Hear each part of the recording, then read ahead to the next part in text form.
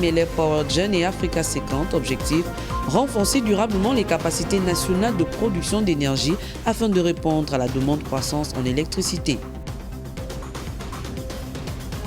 Suspension des réseaux sociaux par la haute autorité de la communication sur l'ensemble du territoire national. Quel impact pour le commerce en ligne, les influenceurs et lanceurs d'alerte? C'est le dossier de ce 13h.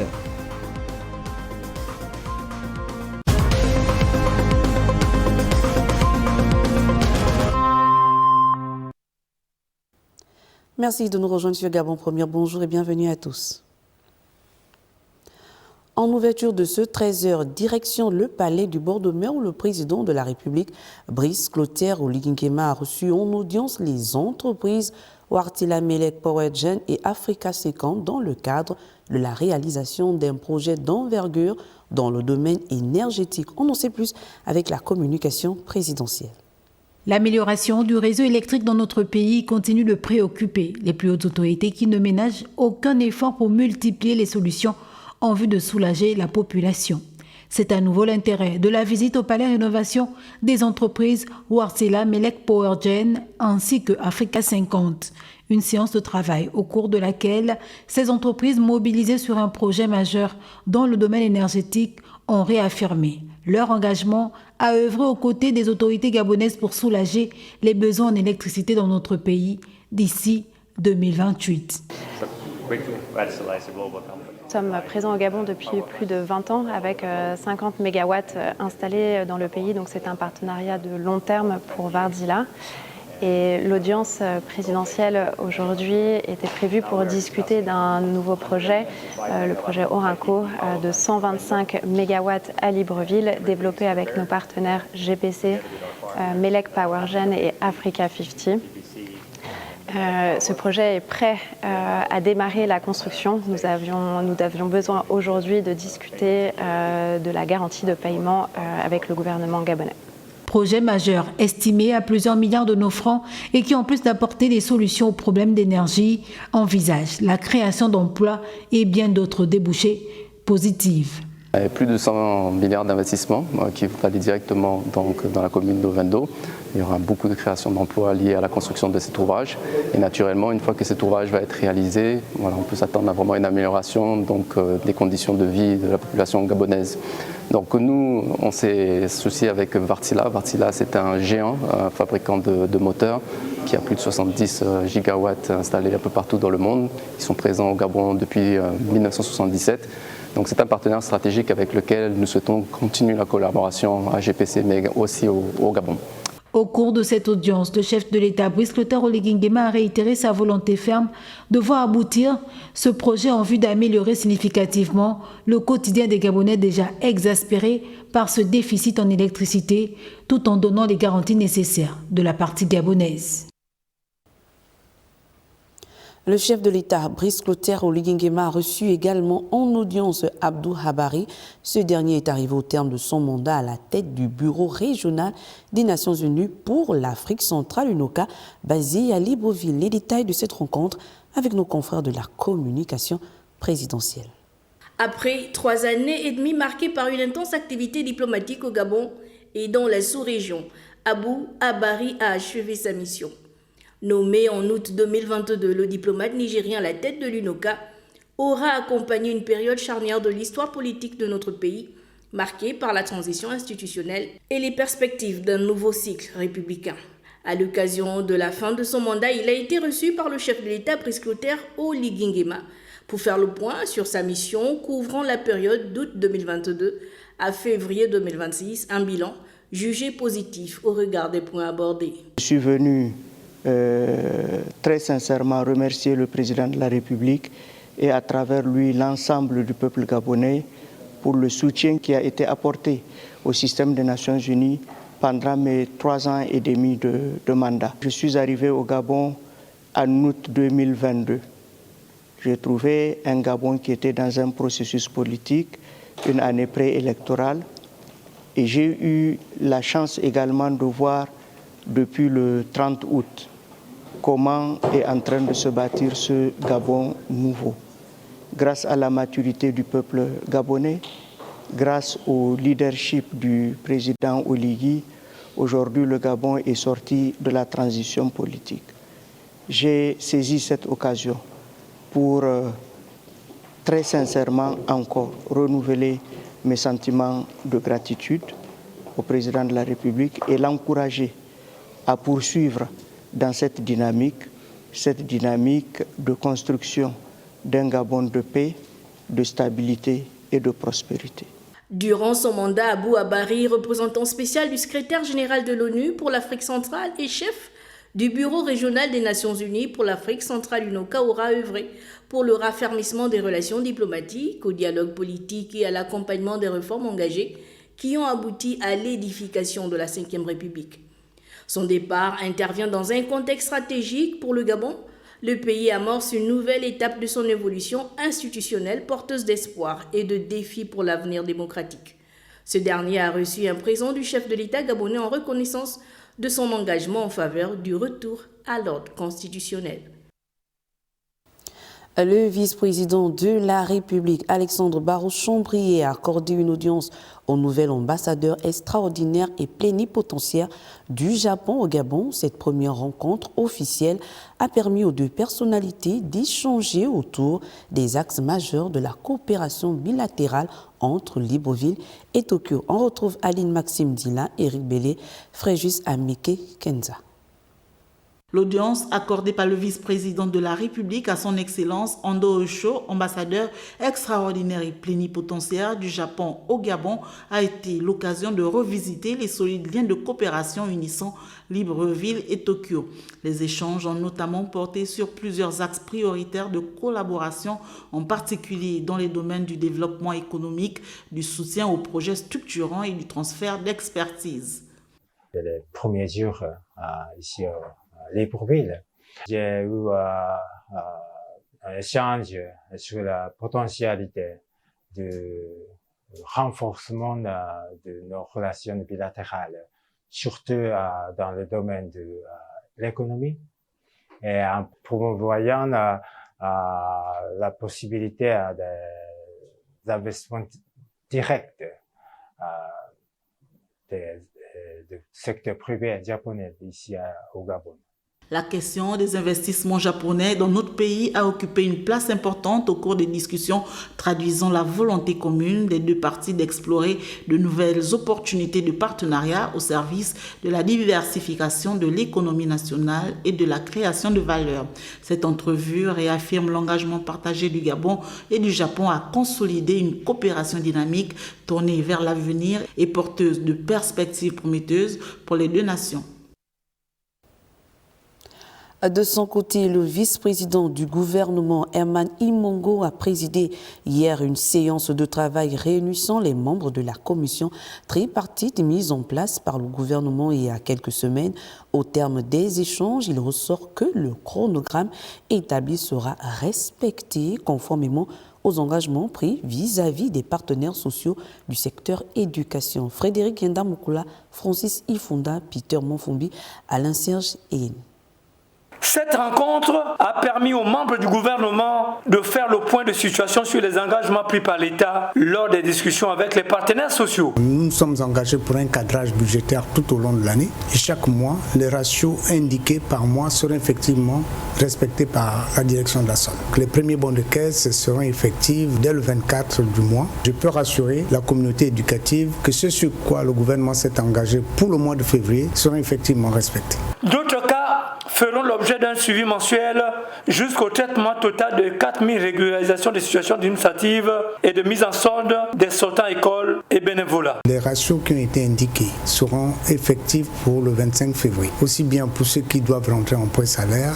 et les avancements automatiques qui doivent passer ce mois. Et les prises en compte effectives et des régularisations des situations administratives et des primo entrants en solde, aussi bien en pré-salaire qu'en recrutement direct seront effectifs pour ce mois. À travers cet acte, le gouvernement réaffirme sa volonté de trouver des solutions durables aux préoccupations des agents de l'État et particulièrement ceux de l'éducation nationale. Maître Marlène Fabienne Essola Infuntam a été reçue hier par le président de la Cour constitutionnelle du Gabon, Dieudonné Abar Owono.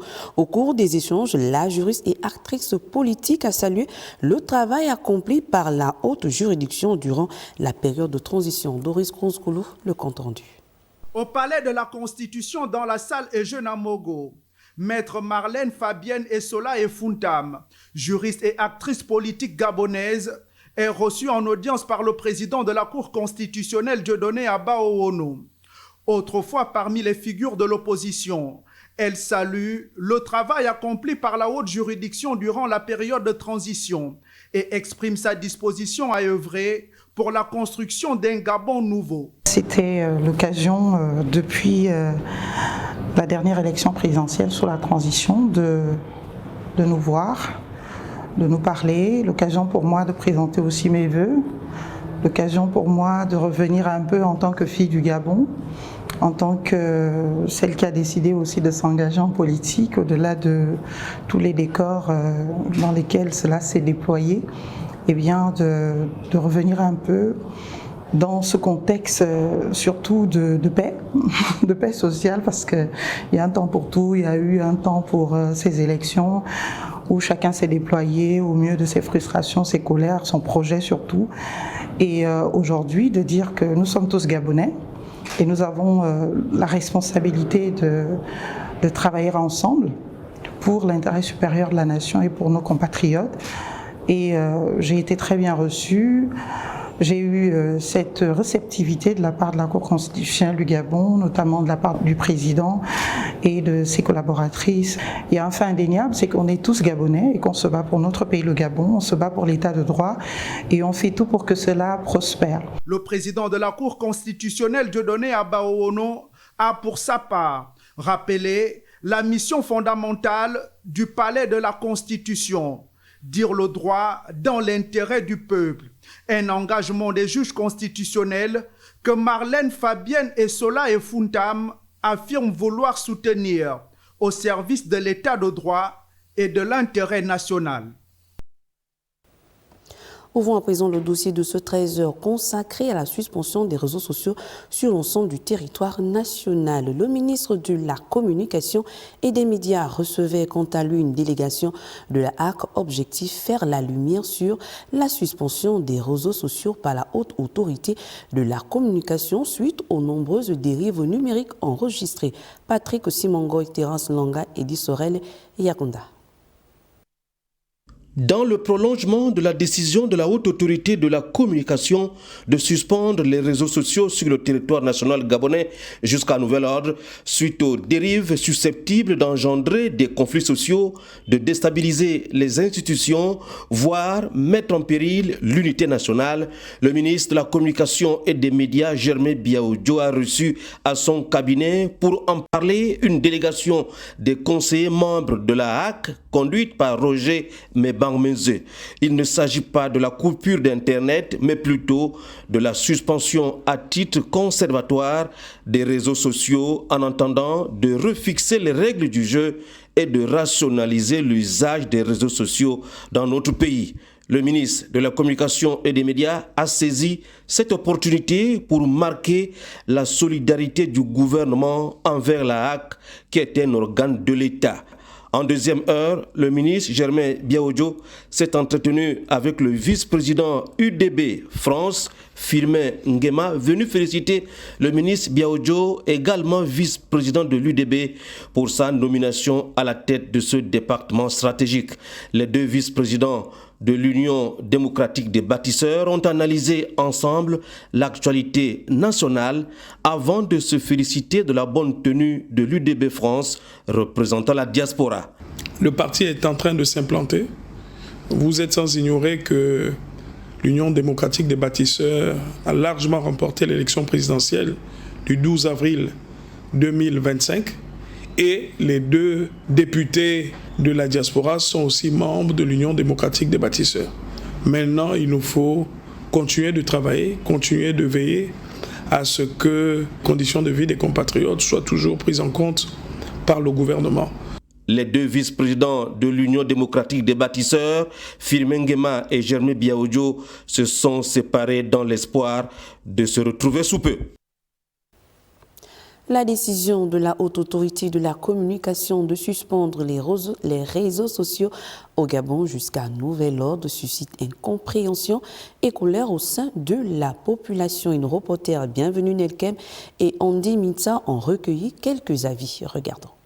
La Haute Autorité de la Communication décide de la suspension immédiate des réseaux sociaux sur le territoire national gabonais jusqu'à nouvel ordre. La nouvelle est tombée comme un couperet. En sillonnant les artères de la capitale gabonaise, on constate la déception des riverains suite à la déclaration de la Haute Autorité de la Communication. La Constitution gabonaise nous donne droit à la liberté d'être informé, à la libre expression. Donc les autorités ont leur raison. Nous n'allons pas peut-être aller à l'encontre de leur raison, mais ce qui est sûr, c'est que c'est une entrave à la liberté fondamentale individuelle de chaque citoyen dans un pays. Les réseaux sociaux, c'est une bonne chose, mais c'est aussi une mauvaise chose. Une bonne chose parce qu'à travers le monde, nous pouvons nous communiquer. Mais le comble, le mauvais côté des réseaux sociaux, parce que tout le monde fait de n'importe quoi. À travers les réseaux sociaux, nous diffamons. Les réseaux sociaux, c'est aussi une forme d'employabilité.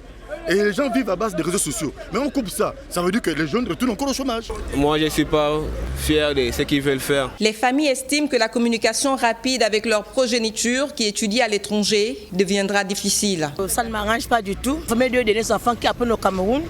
La communication, c'est la base de toute chose. Et quand nous ne suspend les réseaux sociaux, nous allons faire comment? Nous n'avons pas les moyens. Pour appeler au Cameroun, un appel normal pour causer avec une famille, il faut avoir minimum 5 000, 10 000. Par contre, si j'appelle par WhatsApp, Facebook, et c'est moins cher. Certains vendeurs expriment aussi leur indignation de ne plus pouvoir procéder à la vente en ligne. Est-ce qu'on a pris en compte le fait que beaucoup de Gabonais aujourd'hui vivent de leur présence sur les réseaux sociaux? Nos humoristes, nos commerçants, aujourd'hui c'est la publicité numérique qui passe. Très peu de gens ont encore des magasins qui ont pignon sur rue.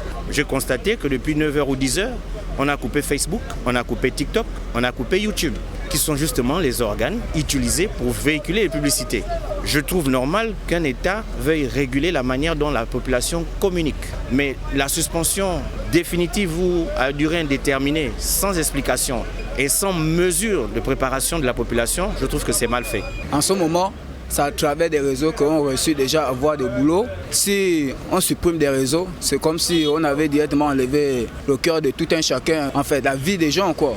S'il y a des gens qui veulent publier, comme une personne comme moi, je fais la menuiserie. Si je fais mon œuvre, j'ai forcément le droit de publier et forcément c'est ce qui va attirer les clients. Comme on peut le constater dans les différentes interventions, la décision de la HAC crée une situation de mécontentement. La suspension des réseaux sociaux annoncée par la Haute Autorité de la Communication n'est pas sans conséquence sur l'activité économique. Elles sont nombreuses, ces entreprises et initiatives de tous genres qui font vivre des familles et tourner l'économie nationale. L'opinion s'interroge alors sur l'avenir de ces PME du numérique face à une telle décision. Lariska Lomamengue, Osaga. Haute Autorité de la Communication. Quel impact économique après cette suspension des réseaux sociaux annoncée nuitamment par la Haute Autorité de la Communication? La question vaut son pesant d'or, car ils sont nombreux ces Gabonais qui, à cause de cette décision, viendront grossir les rangs des chômeurs. Ces dernières années, la vente en ligne, les créateurs de contenu, mais aussi les médias du numérique, autant d'initiatives qui génèrent des revenus et font vivre des milliers de familles. Des PME qui fonctionnent via les réseaux sociaux sont légion. Même les entreprises physiques ont compris la puissance des réseaux sociaux pour toucher le plus grand nombre. La preuve, aujourd'hui, même les administrations ont des pages Facebook, des comptes TikTok. Il y a même des grandes enseignes qui mettent à disposition de leurs clients l'application WhatsApp pour un entretien et une prise en charge personnalisée, pragmatique et expéditive. Avec cette suspension dont on ignore encore la durée, la probabilité que plusieurs mettent la clé sous le paillasson est inévitable. Les dégâts que cela pourrait engendrer, incalculables. Face à ce tableau sombre, qui est d'ailleurs très loin de présenter la moitié du problème, l'on est en droit de se demander quel avenir pour ces entreprises du numérique, quel impact social et économique au moment où même l'administration fiscale est en train de mettre en place des outils de recouvrement de taxes et autres mécanismes via les réseaux sociaux pour impacter, sensibiliser.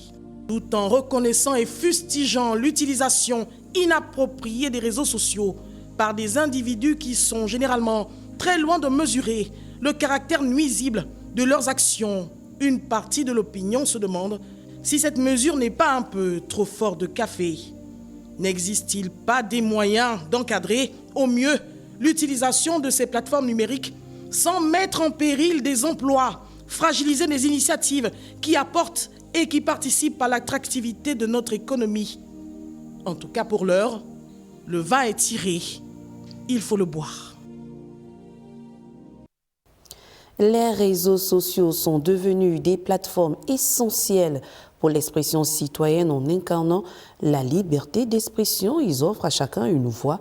Néanmoins, cette liberté est mal utilisée, engendrant souvent des dérives regrettables. Voici le regard de la rédaction via Eric Zengi Badinga Mwanjok. Les réseaux sociaux jouent un rôle crucial dans notre ère moderne. Ils sont les nouvelles tribunes citoyennes pour partager des idées. Mais cela nécessite responsabilité et respect mutuel. Il s'agit de bâtir une communauté où l'expression libre rime avec dignité.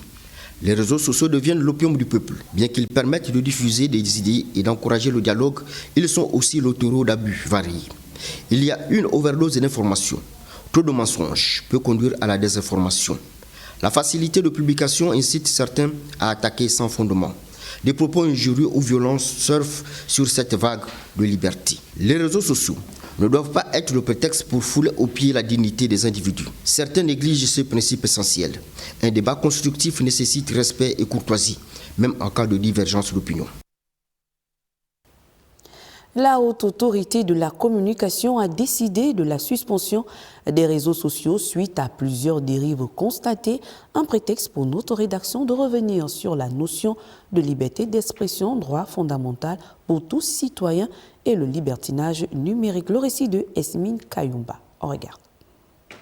L'article 14 de la Constitution gabonaise garantit aux citoyens l'égal accès à l'information. Toute personne a droit à la liberté d'opinion, d'expression, de communication et de presse. Le citoyen gabonais exerce alors son droit à l'accès et à la diffusion de l'information, quel qu'en soit le support. Cependant, elle n'est pas absolue, cette liberté d'expression. Elle s'arrête là où commence l'abus, c'est-à-dire la diffamation, l'injure ou l'incitation à la haine. Aujourd'hui, avec l'avènement des réseaux sociaux, cette liberté d'expression est assimilée à la liberté de tout dire, sans respect des autres ni des lois. Des dérives qui prennent de l'ampleur sur les réseaux sociaux, d'où l'expression le libertinage numérique. Les réseaux sociaux sont devenus un théâtre d'indécence généralisée. Certains créateurs de contenu vont jusqu'à publier des vidéos et des images à caractère privé sans aucune autorisation. Tout ceci pour un maximum de vues. Tout est possible pour créer un buzz, heurtant ainsi la sensibilité des autres internautes. La liberté d'expression disparaît peu à peu, laissant place au libertinage numérique. Et ce, malgré des multiples rappels à l'ordre de la Haute Autorité de la Communication. La décision de suspendre les réseaux sociaux pendant une durée indéterminée est mal perçue par l'opinion publique qui voit en cela une atteinte aux droits fondamentaux. Mais alors, comment garantir une liberté responsable sans affaiblir le principe même de liberté? La question demeure. Suffit-il d'être présent sur les réseaux sociaux pour s'attribuer le titre de lanceur d'alerte, d'activiste, de journaliste social ou d'influenceur? Au micro d'Alain Richard Nzambandinga et d'Éric Mokoko, le sociologue des médias, par ailleurs enseignant-chercheur à l'Université Omar Bongo, le docteur Ricky Nguema, et y revient sur la définition de ces concepts. On regarde. Un lanceur d'alerte, c'est un citoyen qui a connaissance d'un danger, d'un risque ou d'un scandale plus ou moins avéré et qui lance un signal à la population en espérant justement un soulèvement populaire ou une prise de conscience de la population. Ça, c'est un lanceur d'alerte. Maintenant, un journaliste citoyen, c'est un citoyen qui n'a pas forcément une carte de presse. On peut dire ça comme ça, il n'a pas une carte de presse, il ne travaille pas pour un média spécifique reconnu, il estime qu'en tant que citoyen, il a le droit d'informer la population de telle ou telle situation. Il se donne ce droit-là d'informer la population. Sauf que les informations qu'il diffuse sont-elles toujours vérifiées? Sont-elles toujours vraies? Les sources de ces informations sont-elles toujours fiables? C'est là le problème. Voilà. Pour ne pas verser dans le Congo sable, j'ai entendu dire que, et puis je diffuse l'information, mais vous ne savez pas si cette information est vérifiée. J'ai reçu un document, je le partage, mais vous ne savez pas si le document est authentique. Vous partagez un document que n'importe qui aurait pu fabriquer dans sa chambre. Vous comprenez? Donc vous ne savez pas si le document est authentique, mais vous le partagez quand même sous prétexte que vous faites du journalisme citoyen, ce qui est un tout petit peu dangereux selon moi. On peut être influenceur sans être activiste, et on peut être activiste sans être influenceur. Un activisme, bon, l'activisme c'est d'abord, ça peut être l'activisme politique, c'est un citoyen engagé pour une cause. C'est ça l'activisme, il est engagé pour une cause. Et ça peut être une cause notamment politique, principalement politique. D'ailleurs tout est politique. Mais l'activiste va utiliser des méthodes quelquefois brutales, quelquefois violentes. Il sera virulent dans son propos, dans son discours. Pas forcément, il ne prend pas forcément les armes, mais rien que dans son discours, il n'est pas forcément très policé. Il est, on va dire, un peu virulent, un peu violent, un peu impertinent. Et il dérange. Voilà, ça c'est l'activiste politique. Maintenant, l'influenceur, on voit sur les réseaux sociaux, n'importe qui se lève un matin et prétend être influenceur parce que bon, on a quelques vues, on a des likes, on a des gens qui partagent nos vidéos, on pense être un influenceur. Bon, maintenant, on influence qui exactement? On ne sait pas. Voilà qui referme le dossier de ce 13h. Toute autre chose à présent. Les présélections de Campus Talent 241 ont démarré depuis le 22 janvier dernier à l'université Omar Bongo. Dans cette édition d'information de la mi-journée, les organisateurs dressent le point des établissements, grandes écoles et universités ayant déjà transmis leurs vidéos de candidature pour participer à ce concours dédié à la révélation des talents en milieu universitaire. Doris Konskoulou, Stanley Gemanika et Adeline Nkene Abaga. L'université Omar Bongo poursuit sa quête de talent en milieu universitaire avec la présélection du concours Campus Talent 241, une plateforme dédiée à la détection, à la valorisation et à l'accompagnement des étudiants sur le plan artistique. Nous avons jugé utile de faire une pré-campagne de communication afin de donner la possibilité à tous ceux qui se reconnaissent comme étudiants gabonais de participer à ce magnifique concours Campus Talent 241. Vous êtes sans ignorer que chaque année, les universités se remplissent davantage. Tellement d'étudiants viennent, surtout à l'université Omar Bongo.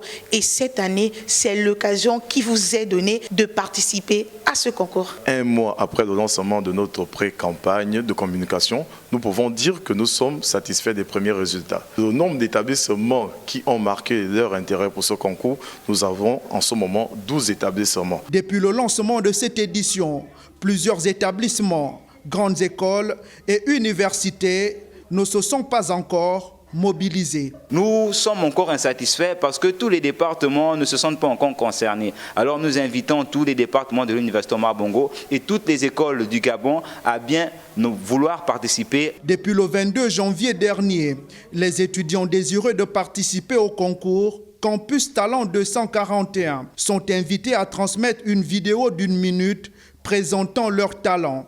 À la clé, un accompagnement structuré et un soutien financier pouvant atteindre 2 millions de francs CFA. Du sport à présent pour la boucle de ce 13h. La commission arbitrée de la Fédération gabonaise de karaté-do et arts martiaux a finitaire en émission au Shotokan Road Karaté pour affiner ses fondamentaux. On en sait plus avec Georges-Alexis Bada. Un juge non formé constitue une hécatombe car fausser une évaluation dans son essence pour des athlètes en compétition renvoie à une décadence indescriptible. Pour corriger cette infirmité, les juges, arbitres et autres officiels de table passent individuellement et collectivement au tatami pour se réapproprier les fondamentaux qui collent aux lois du jeu. Le maître des lieux est expert fédéral caractérisé par sa rigueur et la munitie sur les gestes et mouvements revient sur la relation cancer-karaté-do. C'est une nouvelle approche de karaté que les Français ont développé chez eux. Aujourd'hui, je l'importe ici au Gabon, plus précisément en Afrique, pour pouvoir développer cette approche de karaté à ce genre de personnes qui sont en rémission de cancer. Donc là, nous sommes sur les statuts juridiques et toute la documentation, mais sinon, nous commençons déjà par dispenser des cours voilà, dans nos deux clubs, Akanda et puis le rond-point de la démocratie. Dans tous les cas, ce meeting aura permis aux uns et aux autres de corriger les erreurs, les lacunes, les insuffisances tactico-techniques dans les formats conventionnels et codifiés établis depuis des lustres par les pères fondateurs du karaté-do. Revoir et corriger les oichuki, gedambarai, yaki yuchuki et autres yokogeri, coup de poing, coup de pied. Voilà, c'est tout pour ce 13h. Merci à vous de l'avoir suivi et bonne suite de programme sur Gabon Première. Au revoir.